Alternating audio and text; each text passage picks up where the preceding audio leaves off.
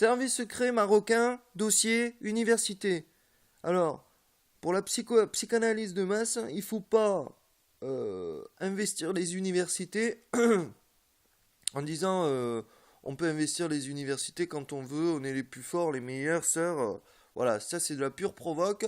Les étudiants, il ne faut pas oublier que c'est des ados boutonneux biactoles et qu'ils ont des testostérones, enfin tout ce qui est hormones, et que tout ce qui importe, c'est pas le contenu d'une interdiction, mais son modélisme.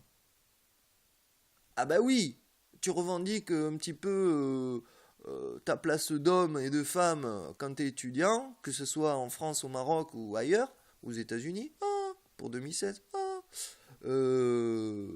sans te confronter au père et à la mère, c'est-à-dire dans ce cas le gouvernement marocain. Donc il faut voir dans la logique de la politique de l'axe US, Rabat, G3+1, Arabie Saoudite, un axe ultra puissant, ultra important. Donc je vous ai tapé sur la gueule pour ensuite vous servir comme il se doit. Hein. D'ailleurs, les gens, ils commencent à finir par aimer quand je commence à gueuler parce qu'ils savent que après je les soutiens. Bon, bref. Donc, considérez les étudiants, dans vos têtes d'abord, comme des alliés. En leur disant, aidez-nous à combattre le djihadisme parce que c'est mauvais pour le business local et international. C'est mauvais pour la région, etc. C'est mauvais pour le bibinarisme Algérie-Maroc, parce que c'est bien du bibinarisme dont il s'agit. Voilà, il faut trouver un autre langage. Et moi, je vous ai offert les appuis, les axes antagonistes. Algérie avec la Chine, Maroc avec USA en 2016, l'Égypte avec la Russie.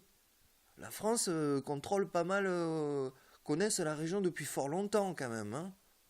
Donc, ça s'appelle, le NIAC a fait un putain d'équilibre. Voilà, donc vous n'allez pas me casser l'équilibre en agressant les universités, alors que c'est de là que ça part les révolutions et les pas contents.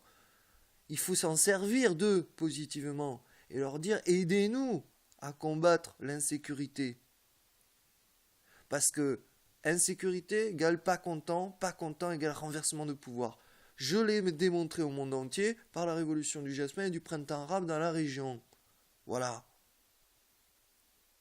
Donc, écoutez le niaque, je vous dis.